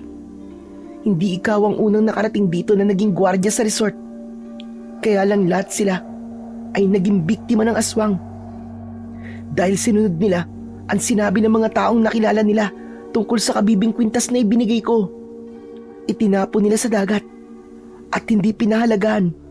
Pero ikaw, alam kong hanggang ngayon ay nasa iyo ang kabibing kwintas dahil pinili mong pakinggan ako kesa ang mga nilalang na ang ibig lang naman ay alisin ito sa katawan mo. Mga aswang sila na natatakot sa kabibing kwintas na bigay ko sa'yo. Kinuha ko sa loob ng suot kong pantalon ang kabibing kwintas. Bahagyang kumikislap yun na tila ba nagbibigay ng babala. Ang patuloy na pagkislap ng kabibi ay nagsasabing nasaan yung aswang pa ang mga narito sa isla at hinahanap ka nila. Ayun, tignan mo. Dumating na ang mga aswang mula sa resort. Nasa harap sila ng bahay ng maglola. Nakalabas ng resort ang mga aswang na iniwanang ko roon. Kaya lamang malayo ang lugar ng mga ito sa kinalalagyan namin ni Boy. Hindi ko marinig ang kanilang sinasabi. Idikit mo sa iyong tenga ang kabibi upang marinig mo ng malinaw ang kanilang pag-uusap. Sinunod ko ang sinabi ni Boy. Dahan-dahan kong idinikit sa akin tenga ang kabibi. Naging malinaw sa pandinig ko ang usapan ni na Apo Espino at Lola Sabrina. Pare-pareho silang nasa anyo ng nakakatakot na aswang ng mga sandaling yon. Anong masamang hangin ang nagpadpad sa'yo dito, Espino? Ilabas mo si Sander, ang gwardiya sa resort. Alam ko dito siya nagpunta. Huwag mo siyang itago. Hindi ko siya tinatago. Wala siya rito. Huwag mo na akong linlangin pa, Sabrina. Alam kong interesado ka rin sa kanya. Dahil pare-pareho tayong aswang. Magkaiba lang tayo ng uri. Gusto mo pa kaming lamangan para sa amin si Sander. Kaya huwag mo siyang pag-interesan. Ilabas mo siya. Mahirap ka kausap, Espino. Hindi ka talaga marunong umintindi. Dahil alam kong nagsisinungaling ka. Pero sabi ko nga, hindi mo kami maaaring lamangan. At huwag mong pag-interesan ang hindi para sa'yo. Para sa amin ang katawan at dugo ni Sander. At dahil nagmamatigas ka, Sabrina, tikman mo ang galit ng mga kasama ko. Biglang umatake ang mga aswang na kasama ni Apo Espino. Kitang-kita namin yon ng batang si Boy. Walang nagawa sina Lola Sabrina at Luna. Hindi nila kaya ang lakas ng mga aswang na kasama ni Apo Espino. Mas marami sila kumpara sa maglola na 2 lamang. Maya-maya pa, nagawa na nilang patayin ang maglola. Ngunit nang pumasok na sa loob ng bahay si Apo Espino, ay nadismaya ito sa kanyang nalaman. Wala si Sander sa loob. Nasaan ang walang iyang gwardiya na yun? Ginagalit talaga tayo. Napatay natin sila Sabrina at ang apo niya na nagsasabi pala ng totoo. Pero pasensya na kayo, Sabrina. Hindi na namin may babalik pa ang buhay ninyo. Mahirap kasi kayong paniwalaan dahil alam kong tuso rin kayo. Dahil natiyak ni na Apo Espino na hindi ako itinatago ni Lola Sabrina, kaya alam kong gagawin nila ang lahat para hanapin ako. Hindi siya makakaalis ng isla. Kaya andito lang ang gwardiya na yun. Hindi niya tayo maaaring pagtaguan. Kailangan mahanap natin siya para ipagpatuloy ang ating seremonyas. Hindi pwedeng wala tayong magiging alay. Mamalasin ang ating lahi. Mapipilitan tayong kumuha ng 10 kauri natin kapalit ng gwardiya. Pero hindi yun dapat mangyari. Samantala, habang kasama ko si Boy sa lugar na pinagkukublian namin, ay pinalakas niya ang loob ko. Kuya Sander, taglay mo ang tapang at lakas dahil ibinigay ko sa'yo ang kabibing kwintas. Mapapakinabangan mo yan gaya ng aking sinabi.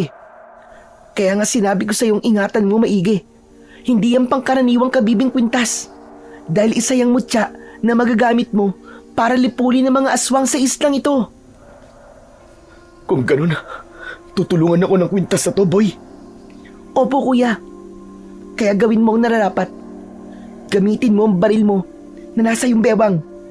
Pero kailangan mo munang idikit ang iyong baril sa kabibing kwintas para magkaroon ito ng kakaibang lakas laban sa mga aswang. Naging sunod-sunuran ako sa bawat sabihin ni Boy. Sa kanya ko na ipinaubaya ang aking buhay at kaligtasan. Dahil sa kanya rin nanggaling ang kabibing kwintas. Alam kong mas alam niya ang dapat gawin. Sa pagkakadikit ko ng kabibing kwintas sa aking baril, ay lumakas ang liwanag mula sa kabibe. Nabalot ng liwanag ang kabuuan ng aking baril. Sige na, hanapin mo na sila Kuya Sander. Magtiwala ka sa tulong na gagawin ng kabibe. At syempre, sa patnubay ng may kapal, nagalit sa gawain ng kadiliman. Dahil sa pagpapalakas ni Boy sa loob ko, ay inihanda ko ang aking sarili. Kaya lumabas na ako sa aming pinagkukublian. Huwag niyo na akong hanapin! Dahil nandito na ako, Apo Espino. Pero huwag mo nang hangarin na gawin pa akong alay. Dahil hindi ko papayagang mangyari yon.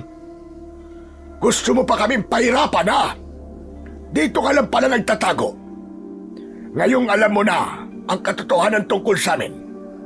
At mga naganganap sa resort, dapat lamang na mawala ka na at gawing alay. Dahil hindi na dapat mabuhay pa at sino mang nakakaalam ng tungkol sa resort na ito. At dito sa isla. Kung meron man dapat mawala ay kayo yun, Apo Espino. Dahil madaragdagan pa ang inyong maluloko at magiging biktima kung di kayo malilipol. Ang lakas ng loob mo, Sander. Bakit? Dahil ba sa kwintas na kabibe na itinapon mo? Yun ang akala mo, Apo Espino. Hindi ko itinapon ang kwintas. Hanggang ngayon, ay nasa akin yun. Hindi ka magtatagumpay! Matandang aswang! Hindi niya sinunod ang utos mo! Ikaw na naman! Hanggang ngayon, nanggugulo ka pa rin, bata ka! Oo, dahil hindi ako papayag na tuluyang maging pugad ng masasama ang lugar na to. Kailangan mawala ang masamang imahe ng islang ito. At kayo ang nagpapasama nun. Ang dami mong satsat. Mga kasama, sugurin ang dalawang yan. Hindi sila dapat mabuhay. Sumugod ang mga aswang na inutusan ni Apo Espino. Agad ko namang inihanda ang hawak kong baril at itinutok yon sa papalapit na mga aswang. Kinalabit ko ang gatilyo ng baril at tinamaan ang isa sa mga aswang. Kitang-kita ko kung paanong sumabog ang bahagi ng katawan na tinamaan ng baril. Yun marahil ang naging bunga ng liwanag na bumalot sa baril. Hindi na pangkaraniwang bala ang meron ang hawak kong baril, kundi sumasabog din ang bala kapag tumatama at bumaon sa katawan ng aswang. Lalong nagalit si Apo Espino sa kanyang nakita. Hindi ito maaari! Sugod, mga kasama! Huwag silang lumayan! Naghintay na lamang ako sa paglapit ng aswang. Samantalang nakakubli naman sa aking likuran si Boy habang isa-isa kong inuupakan ang papalapit na aswang. Subalit hindi lahat ng bala ay tumama sa aswang. Alam ni Espino na kalibre 38 lang ang baril ko, kaya alam niya ang bilang ng balang nakakarga. Bilang na bilang niya ang mga putok ng hawak kong baril. 6 na putok. Pero isa lang ang tinamaan mo, Sander. Kaya wala ng bala ang baril mo. Kaya ano pang panlaban mo ngayon? Huwag ka maniwala sa kanya, Kuya Sander. Magtiwala ka sa kakayanan mo, Tsa. Ituloy mo lang ang pagkalabit sa gatilyo. Sinunod ko ang sinabi ni Boy. Pumutok uli ang baril na hawak ko. Ilang ulit ko pang kinalabit at patuloy itong pumuputok. Ibig lang sabihin, hindi yun nauubusan ng bala sa hindi ko malamang kadahilanan. Utya! Hindi ko na pala kailangan kargaan ng bala. Pumuputok pa rin. Basta, ituloy mo lang hanggang sa maubos ang mga aswang. Lalo akong gininahan para isa-isang puntiryay ng mga aswang. Mas naging asintado na ako at sa bawat tama ng bala ay sumasabog ang katawan ng aswang. Hanggang maubos ang mga ito at ang tanging natira ay si Apo Espino. Sa halip na tumakbo ay nagngingit-ngit na umatake sa akin ang matandang aswang. Nagulat ako sa bigla niyang pagsugod kaya nabitiwan ko ang baril. Subalit bago pa niya ako atakin ay nagawa ko ng dukutin ang kabibing kwintas sa bulsa ng pantalon ko. Kaya naidikit ko yun sa katawan ng matandang aswang. Tila may magnet na kumapit yon sa katawan ni Apo Espino. Nagliwanag ang kabibing kwintas kaya unti-unting lumikha ng apoy at sumunog sa katawan ng matanda na sinundan ng pagsabog ng katawan niya. Yun na ang kanyang naging kamatayan. Bumalik ako sa resort. Kailangan hindi na ito pakinabangan pa dahil sa kasamaang ginagawa sa loob nito. Kaya sinunog ko yun ayon rin sa sinabi ng batang tumulong sa akin. Dahil sa nangyaring sunog ay nakita yon ng mga naninirahan sa kalapit na isla. Kaya may dumating doon na bangkang dimotor. Wala silang alam sa totoong nangyari. Sinabi ko na lamang na may sumabog sa loob habang ako'y nagbabantay at ako lang ang nakalabas. At wala na akong nagawa dahil malaki na ang apoy. Alam kong pinaniwalaan nila ako, lalo na't alam nilang wala namang namamalagi sa resort na yon. Kaya isinama na ako nang bumalik ang bangkang dimotor sa pinagmulan nito. Habang papalayo ang bangkang dimotor, ay natanaw ko si Boy. Nakangiti siya na kumakaway sa akin habang nakakubli siya sa batuan. Tapos na ang kadiliman sa isla Ngausa. Wala na rin ang resort na pugad ng mga aswang. Magiging payapa na ito at hindi na pamumugaran ng kadiliman. Bawat isa sa atin ay may mahalagang papel na gagampanan. Gawin natin ito ng may talino at katapangan, lalo na kung pinili tayo para gumawa ng mabuti para sa kapakanan at kaligtasan ng kapwa upang makamtan ang hanap na kapayapaan. Maraming salamat po sa walang sawang pakikinig at pagsuporta sa aking mga YouTube channel na The Voice Addict at mga kwento ni Apong Isak. Huwag niyo rin pong kalimutang mag-subscribe at i-hit ang notification bell para sa mas marami pang makapigil hininga na kwentong aswang at katatakutan mula sa mundo ng kababalaghan. Hanggang sa muli po at pagpalain kayong lahat ng dakilang Diyos na lumikha